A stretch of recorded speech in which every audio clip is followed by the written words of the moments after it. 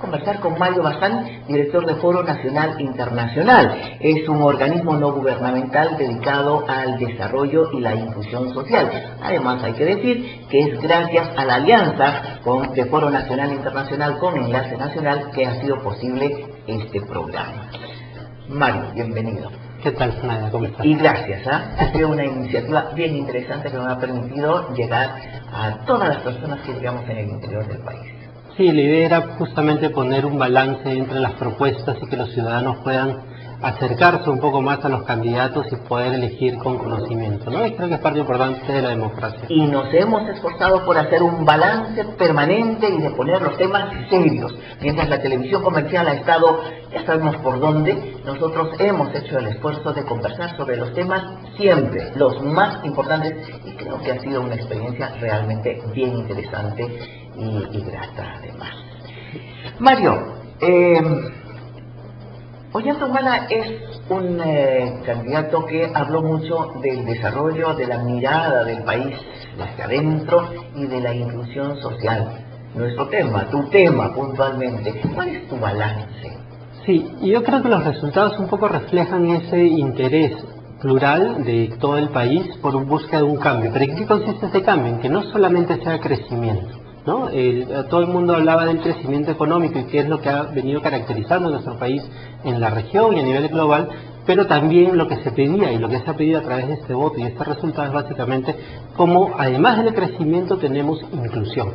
Inclusión en distintas dimensiones, ¿no? Hablamos de inclusión cultural, económica, social, política y también reducir un poco lo que se conoce como la vulnerabilidad ambiental que afecta a muchos peruanos, ¿no? Y este paquete de distintas dimensiones es lo que se refiere a inclusión. Es decir, no solamente es inclusión social, no es solamente tener más escuelas y mejor atención en salud, también es inclusión económica, por ejemplo, ¿no? Participación de la gente en todas las actividades que están moviendo el país.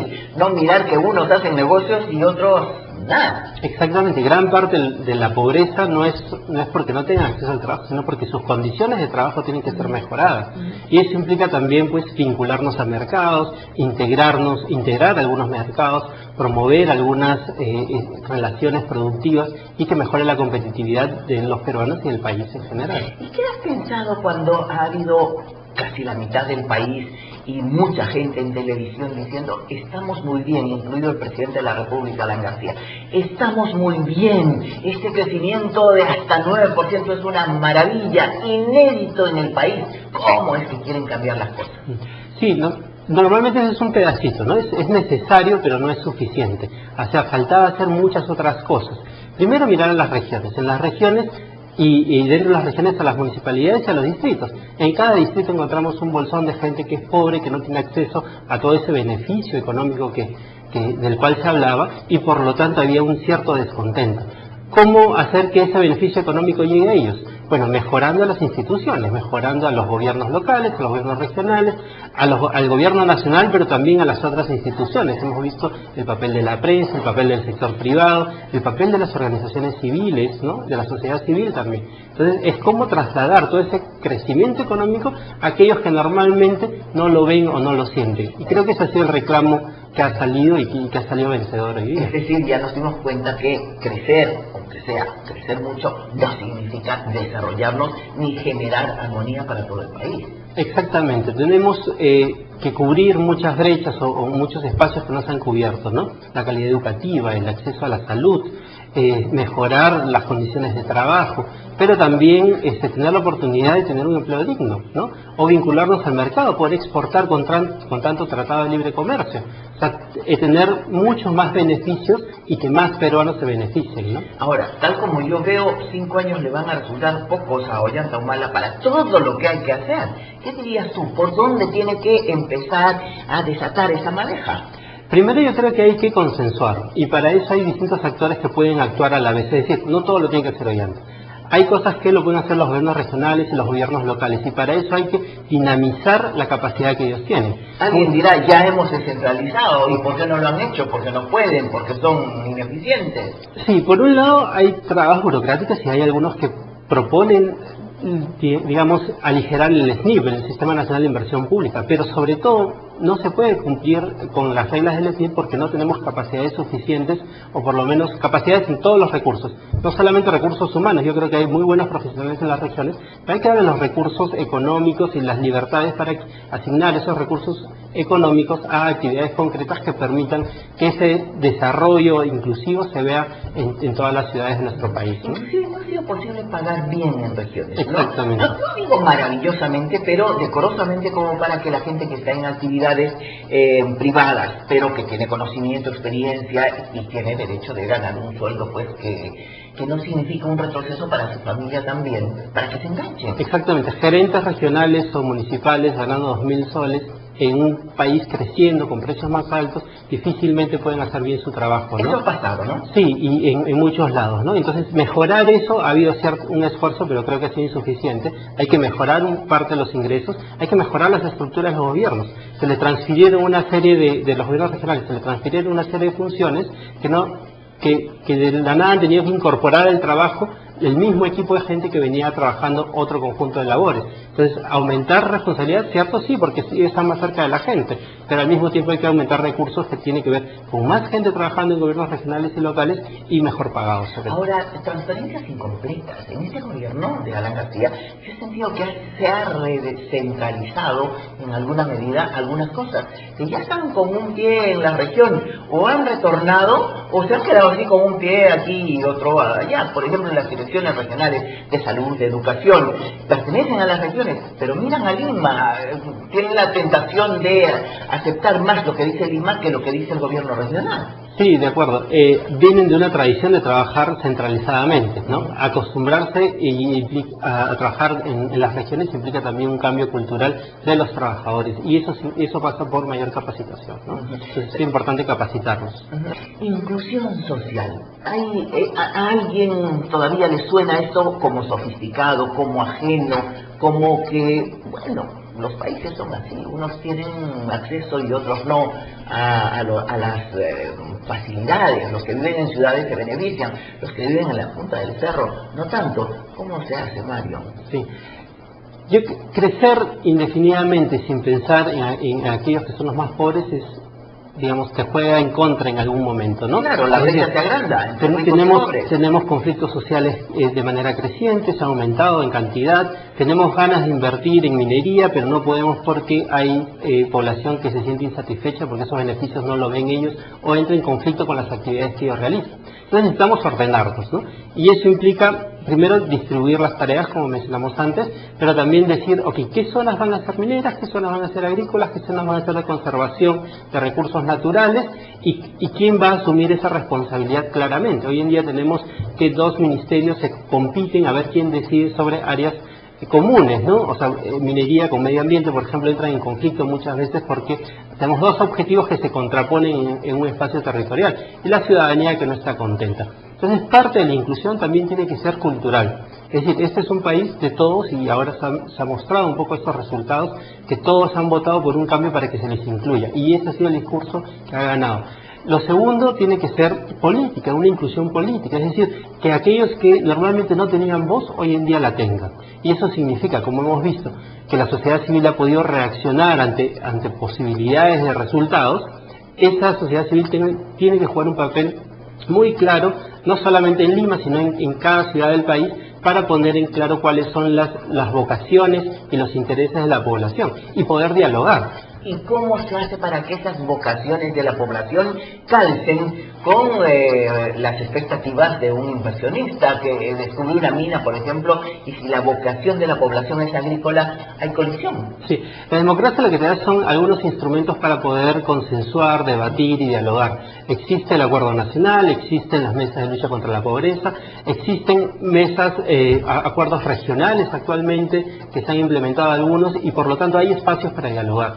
Si no se dialoga es difícil llegar a acuerdos y tanto el sector privado como la sociedad civil como el gobierno tiene que sentarse a dialogar y eso es algo que quizás ha faltado en los últimos años. Se dialoga cuando ya hay un conflicto pero ¿por qué no se dialoga a la hora que se planifica? ¿No? A la hora que se pretende invertir, ¿por qué no se hace todo este proceso de diálogo y de crear consensos? Y si no se llega al consenso, ¿por qué no se respetan las posiciones justamente de la sociedad que pueden ser diversas? En algunos lados la inversión va a poder efectuarse, en otros lados hay otro tipo de inversiones que son la inversión de la población. ¿Piensas que en algunos casos minas con exploración hecha y todo se tienen que quedar ahí? Yo considero ¿Y que a María, por ejemplo, de repente se queda, o Santa Ana en Puno? Yo creo que tienen que dialogar, y tienen que dialogar para llegar a acuerdos. No se puede hacer, digamos, a la fuerza, ¿no? Porque el país va a cambiar de autoridad y se va a cambiar de gente, pero los intereses van a estar ahí latentes. Entonces, es decir, ¿de qué le sirve a un inversionista avanzar con su inversión si va a tener conflictos regulares? ¿Por qué no se ponen de acuerdo de una vez y ponen las reglas claras? Pero si fuera por vocación y dijeran, no señores, como en Tambo Grande, aquí se hace agricultura, no queremos minas, la cosa se complica, porque por el otro lado, si lo que se trata es de participar, los mineros tendrían que enterarse que ya no pueden hacer la minería que hacían, sino más bien tienen que conseguir licencia social e involucrar a los pobladores haciéndolos socios, por ejemplo. Exactamente, pero también, o sea, hacer sociedades es una alternativa, porque ahí implica una distribución y alinear algunos intereses. Pero también hay lugares en los cuales necesitamos agricultura. El Perú es un país mega biodiverso y por lo tanto es una oportunidad no solamente de crear la oportunidad de un campesino, sino toda una cadena de valor que hoy en día rinde sus frutos a nivel internacional. Mario, yo digo que esta votación por Humala mayoritaria ha sido de descontento por no sentir este crecimiento boyante de lo que ha predicado, ha hablado tanto el presidente de la República, y que bueno, querían no lo mismo, sino algo distinto. Los dos hablaban de que la gente quiere cambio. ¿Qué cambio? A mí no me queda muy claro si de lo que se trata es un cambio de economía, de modelo económico, o son solamente algunos apuntalamientos para que el crecimiento sea pues más parejo, con inclusión efectivamente.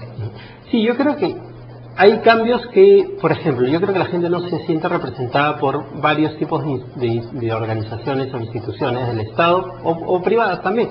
Los medios de comunicación, por ejemplo, es un caso clarísimo, ¿no? Es decir, yo leo un periódico y encuentro ahí algo en lo cual yo comparto, más de la mitad de la población no ha encontrado eso en las últimas semanas. La posición de... Exactamente, no había información, entonces dejó de confiar en esos medios de comunicación, y a esa confianza hay que reconstruirla. Igual el Poder Judicial, hay que reconstruir esa confianza. Yo creo que parte del voto de ahora es, tenemos que reconstruir confianzas y por lo tanto tienen que empezar a hacer las cosas bien. Pero mi pregunta es al economista, ¿cambio de modelo o implementación del modelo, mejoramiento del modelo que tenemos? No se pueden hacer cambios radicales, ¿no? Porque los cambios radicales normalmente hacen que todos los agentes del mercado se retrocedan y esperen a que estén las reglas claras y recién ingresen. Y eso implicaría un retroceso también en la economía peruana. Yo creo que tienen que hacer algunos incrementos, ajustes que permitan justamente conciliar el crecimiento económico con esta percepción de la sociedad de que ese crecimiento está rindiendo frutos digamos, en general. Porque tenemos una economía de mercado con tratados de libre comercio. Es además lo que se hace hoy día en todo el mundo. Lo que sucede es que tenemos un Estado ausente, ineficiente, que no hace su tarea. Claro, y tienes trabajadores de esas empresas que exportan que no sienten que su salario les alcanza, que no tienen un seguro médico, que no tienen un seguro de jubilación. Entonces, que dicen, oye, se les está yendo tan bien a estos empresarios, ¿por qué esa parte de ese beneficio también no se ve reflejado en los salarios o en el trabajador? Ahora, y creo que ahí hay una brecha que se puede ir cubriendo sin que se sacrifique el crecimiento del país. ¿Tú crees que sea fácil? Porque la rentabilidad en muchos casos la logran gracias a salarios bajos. Gracias a tener trabajadores fantasma que no están en planilla. Eso también es cierto. Sí, pero así como un sector exige que el Estado no se meta a ser empresario porque más eficiente es el sector privado, eso no significa ser eficiente, ¿no? Eso significa sacar la vuelta al sistema, ser corrupto, si tiene otras definiciones. Entonces hay que también orientar y quedarnos con las empresas que efectivamente sean eficientes, ¿no? Y proteger a aquellas empresas que tienen una competencia desleal fuera del país, pero no a aquellas empresas que hacen las cosas mal. Y eso es lo que nos va a dar un crecimiento más sostenido en el tiempo. Claro, porque es indudable que algo malo pasa cuando el 70% de la PEA, de la población económicamente activa de los trabajadores, es informal. No está en planilla, no tiene un contrato formal. Algo malo está pasando. Podría ser al revés y podríamos contentarnos, pero un 70% es demasiado alto. Sí, y es una bomba de tiempo, ¿no? A lo largo, cuando muchos de esos trabajadores tengan que jubilarse, no van a tener digamos, una pensión digna. Por lo tanto, es necesario cambiar esas reglas de juego hoy en día para que los trabajadores puedan ver esos beneficios también, ¿no? Porque también es problema del Estado, del país. Sí. No solamente de esos trabajadores que se quedarán sin una pensión, sino del Estado. Ya lo estamos viendo, además. Exactamente. Si tuvieras la oportunidad, de repente nos está viendo Ollanta Humala, ¿qué le dirías como una primera decisión? Bueno, más bien lo que yo le diría es que tenga una visión clara, ¿no? En 10 años aproximadamente vamos a cumplir 200 años de la independencia del país y él va a tener a su cargo los primeros 5 años de esta última etapa para llegar a ese momento. Qué bonito sería que en 10 años nosotros podamos decir que se incluyó a la gran mayoría de peruanos en las decisiones del Estado y que ese beneficio, que esperemos seguir creciendo en los próximos 10 años, sea repartido entre todos y que exista menor tensión social y que las discusiones sean de otro nivel, ¿no? Que sean más bien de otro tipo y no tanto de que hay gente fuera de los beneficios y muy poca gente dentro de esos beneficios, ¿no? Y de paso ese ejercicio de mirar la agenda hasta el Bicentenario la estamos haciendo en Agenda Perú precisamente con Foro Nacional e Internacional y vamos a estar presentes siempre y también con Enlace Nacional. Exactamente. Muchas gracias, Juan. Gracias a usted. Muchas gracias, amigo.